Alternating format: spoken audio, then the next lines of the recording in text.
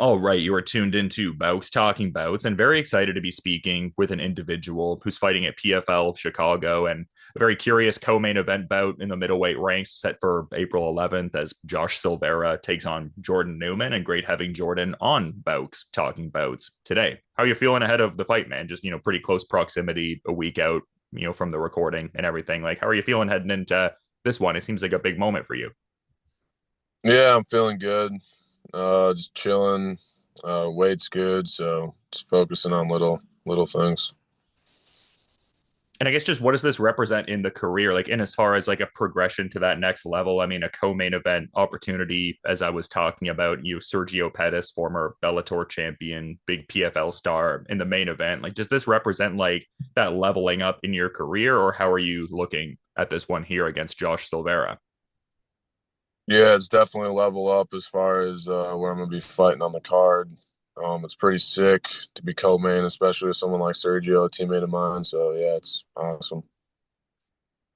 And I guess just telling like that broader story getting into the fight and everything, like how much did you glean from that August fight there? I mean, it would seem like you would get a lot of, intuitive content that would benefit you, I guess, in subsequent fights, like just coming back from, being knocked down, scoring three in your own right, and then getting that first round finish. Like, how much do you, I guess, glean from a performance like that where you have to overcome, I guess, a certain amount of adversity and adapt and ultimately secure the win?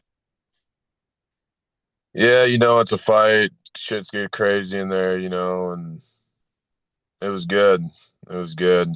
Um, yeah, it just shows that even if I'm hurt, I can still finish someone. So yeah, it's a good feeling to have for sure.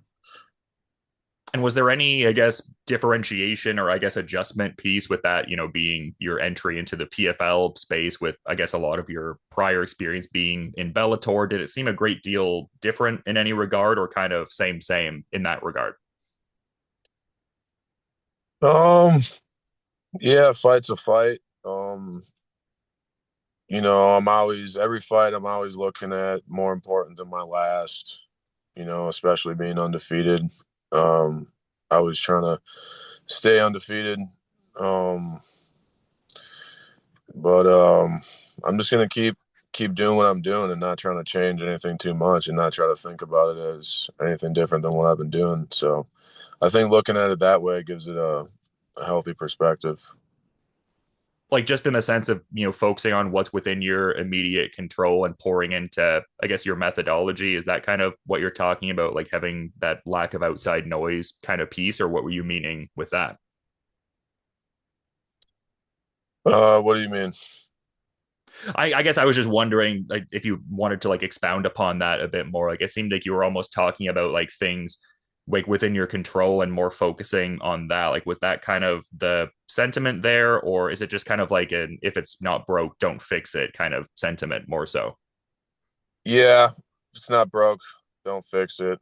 I'm just like you said, controlling what I can control, staying focused on the little things, staying focused on improving, fight to fight, always improving. Something I always make sure I do. So yep. No, yeah, I hear you. And just curious to get your thoughts on, I guess, maybe even the broader landscape out there, because you have quite the amateur wrestling pedigree for sure, quite the, you know, set of distinctions for sure. I mean, the resume says a certain something. And I guess I bring that up in the context of like what Real American Freestyle has been doing lately and just having that professional pipeline for wrestlers to go in and showcase their skills in that regard. Like, just curious to kind of get your thoughts on that. It seems cool. There's, I guess, like a straight ahead wrestling pipeline that guys can, pursue instead of it just being about MMA. Like, obviously, if you want to take your wrestling pedigree to that path, that's great. But it seems cool that RAF is providing just a pure, I guess, singular wrestling lane for people to do if they feel so inclined. Yeah, it's cool. It's good for wrestlers that don't want to get hit in the face, So it's also cool to see, senior level competitors matched up in, matchups that typically might not happen, exciting matchups. So it's pretty cool to see. Um, it's cool that it gives those guys an avenue, what I mean, to go perform and to show the world, just how awesome the sport is. Yeah, it's really cool because I've seen in like a different article you were shouting out Ben Askren and touted him as your hero, and it seems like he's very much involved in that project. And yeah, just love to see that. Like, is that something that you would entertain doing if an offer came your way? Like, obviously you're squarely focused on your MMA career, but if you had such an offer, would something like that hold interest for you? You think? Yeah, I think I'm kind of a dark horse. I think I could go in there and beat some really big names in wrestling. It's probably something I'll do when I'm done. When I'm done fighting, I could grapple forever. So yeah, when I'm done fighting, I definitely pursue an RAF or the submission competitions for sure. Yeah, and I guess that's a pretty fruitful scene out there too. Like I feel like there's a lot of different submission grappling circuits out there. So yeah, I guess that kind of underscores my point that much more too. Just it's cool that fighters have so many, I guess, opportunities to just express themselves in different rule sets and stuff like that. Yeah, it's pretty it's pretty sweet. A lot of different opportunities now. Um, but obviously everyone knows the big one is the fighting. So that's the biggest test. That's the toughest test. That's uh that's where you got to go if you want to test yourself to the highest level. Yeah, and I guess within that, your next opponent, I would say, I guess fits within what we're talking about in terms of like that leveling up piece. Like we were more so talking about, I guess, just like the profile of the card. But yeah, I mean, Silveira, I feel like is someone who's been in there with like the real top PFL middleweights and a tenured guy in the organization for a bit. So it would really seem like that kind of opponent you would need to, I guess, face at this juncture in your career to kind of like get you to that next level and etc. Like, I guess, what are your thoughts on what Silveira brings to the table in terms of I guess the resume piece and some of the skills you've seen that he has. Yeah, he's tough, but I mean everyone at this level is going to be tough. They just offer different, strategic challenges. Um, I think I mean he's fought at 205, so he's got to be pretty big, which is cool cuz I don't really cut any weight, so I'll let him handle all the weight cutting for me. But yeah, he's got a good resume. He's a tough fighter and is definitely going to um cement and prove, my skills fighting someone like Josh for sure, It's especially interesting. after I win. Yeah, sorry, there was just a bit of a delay there. I guess I just thought it was interesting. I guess the idea of like, I guess mentioning the fact Silvera's fought at 205 before, and you're like, oh, I'll let him cut the weight. Like, I guess I'm curious to, I guess, get some thoughts on that mentality. Like, does that come from the wrestling at all? Because I feel like in wrestling, it's almost like a same day, get out there, do your thing kind of piece. So, is there like a, I guess, competitive familiarity aspect to like fighting closer to your natural weight and not getting too into maybe like a strenuous, unnecessary weight cut? Or where does that mindset piece come from? I guess.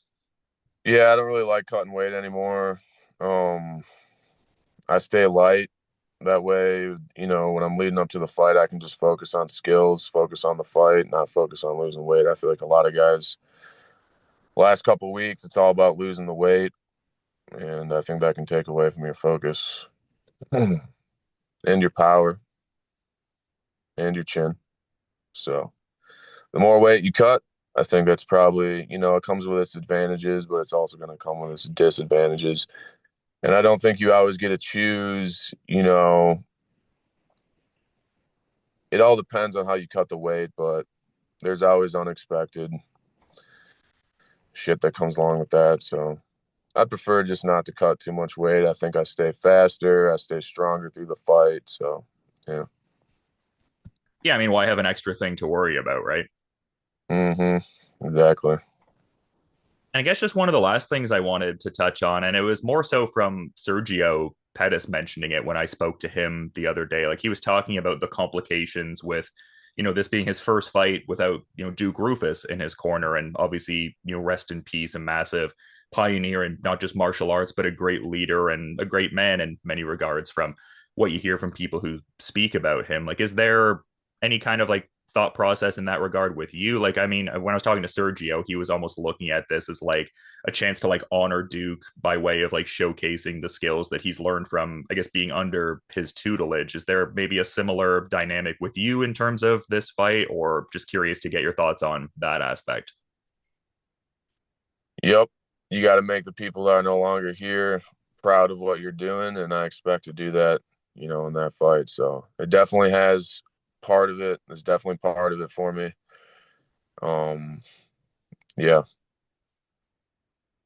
No, and I mean, just a great testament to what Roufus Sport has been able to do, just like yourself being in such a high profile opportunity and Sergio headlining the card. So yeah, just a great way to, honor that memory and everything like that. But it's been great getting to, talk to you, man. I've been following your career for a little bit now. Like I said, like your Bellator endeavors previously and everything like that. But I'm kind of noticing we're getting a little closer to the end of the time slot here. So just curious to maybe get your thoughts on, I guess, just yeah, if you had maybe even a parting sentiment or maybe like a sponsor shout out, just anything, that you might feel inclined to mention, just kind of giving you the floor if you felt inclined to add anything.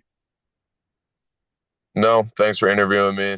I'm gonna do all the talking April 11th. That's when you're gonna see. So be excited. Tune in. It's all I got to say. No, for sure, man. And it's a super exciting fight. And yeah, I think you definitely express a lot in the cage, as is evidenced by an 8-0 record. I feel like that speaks to a certain something. And yeah, very compelling Josh Silveira fight here. I'm super excited to check out PFL Chicago in general. So yeah, that'll be great on April 11th. But until then, man, thank you so much for the time and have a good rest of your day also, Jordan. Thank you. You too.